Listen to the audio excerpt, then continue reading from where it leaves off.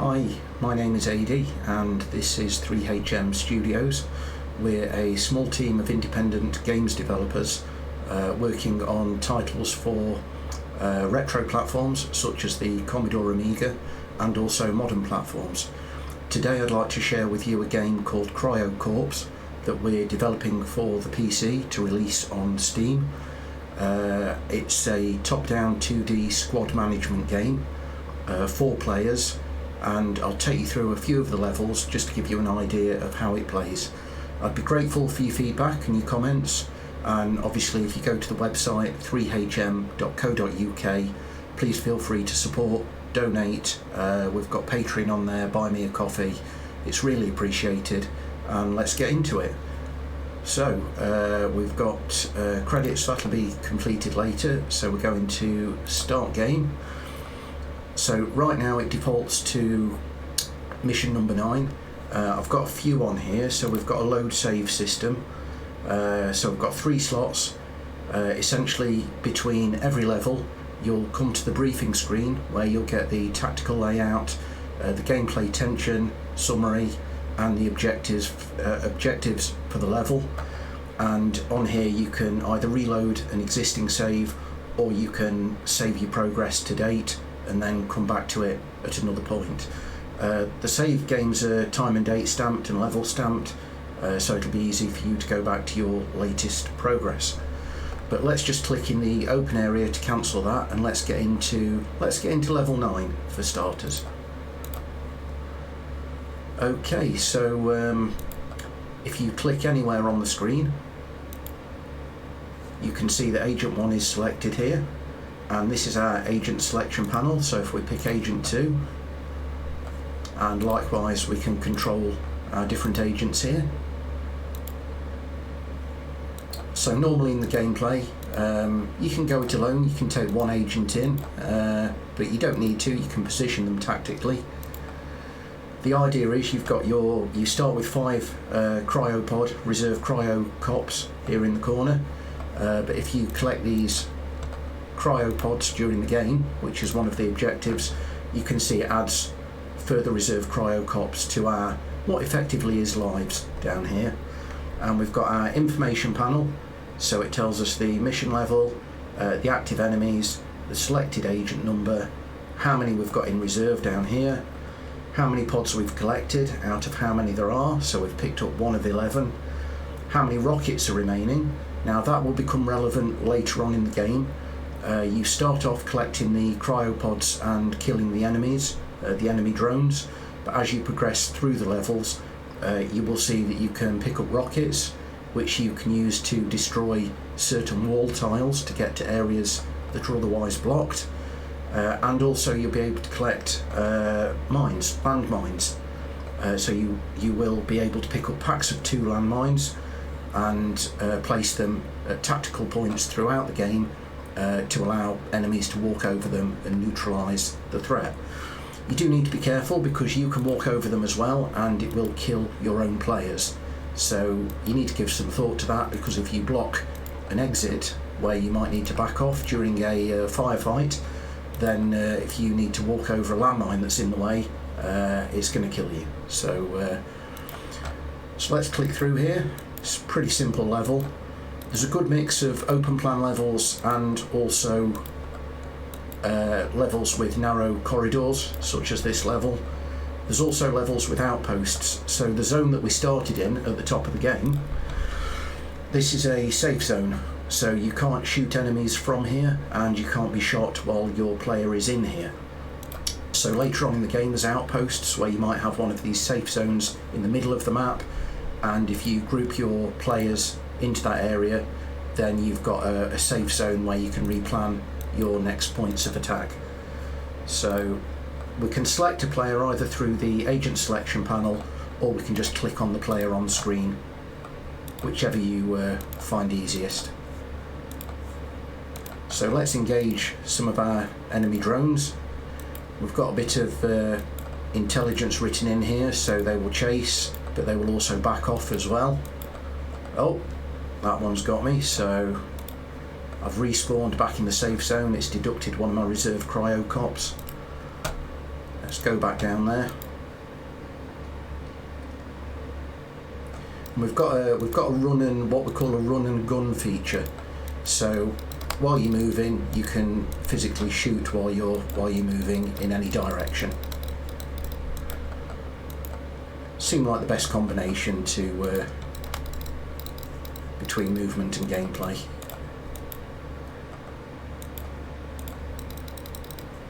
There we go, so that's one neutralised. Let's go to our other player here. See that the enemy drone was backing off, but it also intelligently attacked while it was backing off, so that's taken my guy out right there.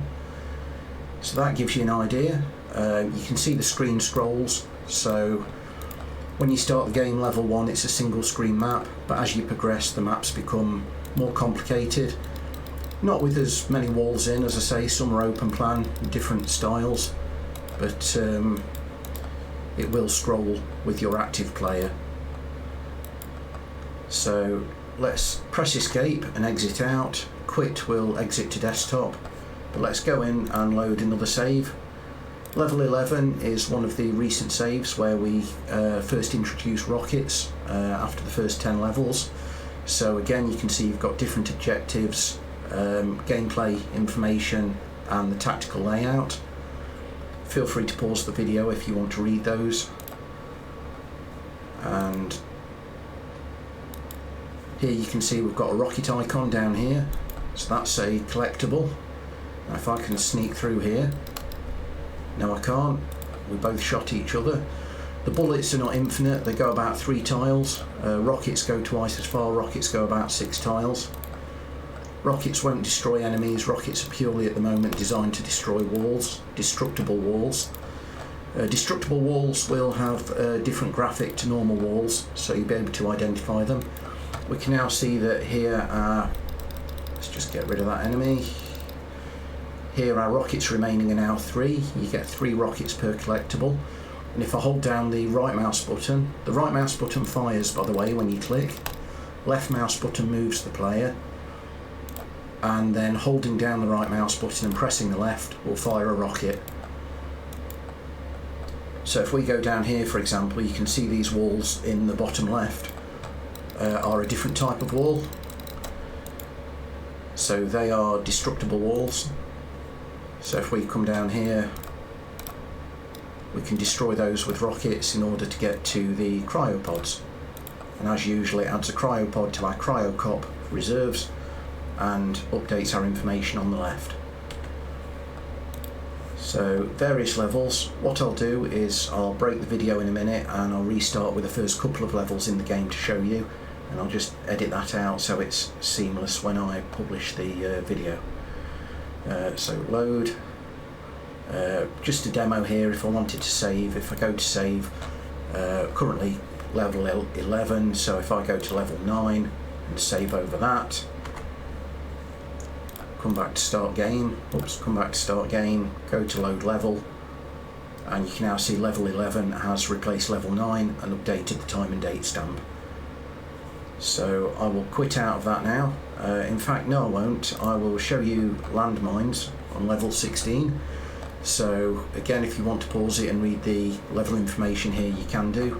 We're going to try and make that unique and allow it to add some kind of improved feel to the levels, so they're not just random. Let's go into the level here.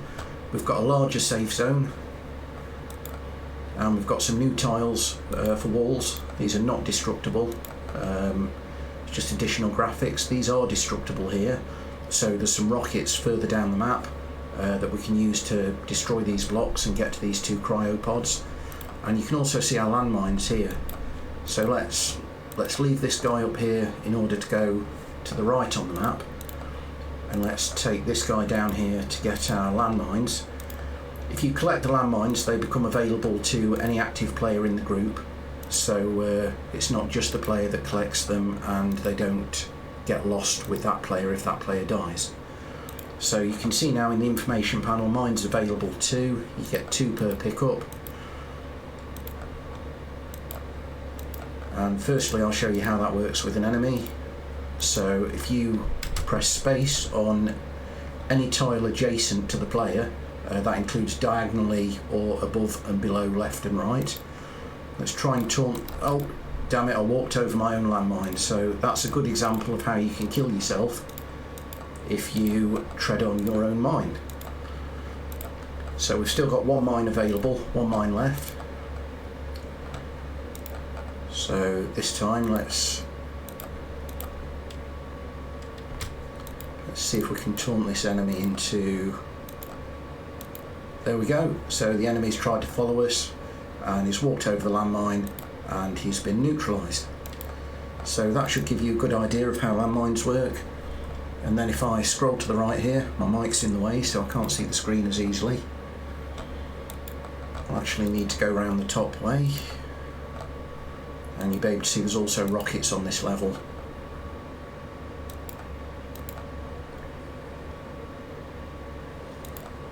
Just look around my mic here. I think they might be up a little bit, up the screen there. There we are, so we've got a rocket pack there. So we can destroy those walls that are in the way and ensure we can clear the level. There we go, there's our rockets. So I hope you like that. That's just a brief overview of Cryo Corps, and we're going to get that on Steam, so we'll send out some links once we're ready. Please wishlist it, that's really important because the Steam metrics work on wishlists, and once the game goes public and you're able to buy it and download it, we'd be very grateful if you'd support. Anything we bring in not only goes into developing games like this for Windows to go on Steam, but also a large part of that goes back into the development pot for the retro games that we produce, currently for the Commodore Amiga, but I'm sure we'll be branching that out to Spectrum and maybe one or two consoles. So thank you very much. Please like, support, visit the website, and we'll see you next time. Okay, so a quick additional video here. One feature we didn't demo was the retreat to base feature. It's only a very simple addition, but it'd be good to show you that. This is now defaulting to the normal game start, so you can see we're at level 1, the incubation chamber. Again, if you want to pause it and read the tactical brief and the layout, please feel free. I'm going to click through to the first level. First level's pretty basic, just designed to get you accustomed to the game. But let's say, for example, you've got all your players out. It's probably more relevant on a larger scale map. This first screen is just a single screen edition. Oh, triggered proximity detection on the enemy there. But if you've got the majority of your players or all of your players out all over the map, you can select any player either from the panel or from the screen, and if you hover over this icon here, the little crest, it turns orange. If you click it, the active player will retreat to base and populate the safe zone where they can't be shot and they can't shoot enemies. So if I click this one and this one, then we're back. So that's quite ideal. So if you're in a tricky situation, or you've got players totally the opposite side of the map and you need a player this side of the map, use the retreat to base function so you can regroup and go from there. So I hope you like that. Let's go through level 1 because it's quite simple. Got another enemy down here, so let's take this guy. So we've killed all enemies, we've collected all cryopods, so we've advanced to level 2, the storage depot. So I'm going to save that at level 2, so save over 16. We can now see level 2 is saved in the second slot, over 16 there. Let's go through. I can't remember yet, level 2 is larger, so that scrolls. Whoops, lost one there.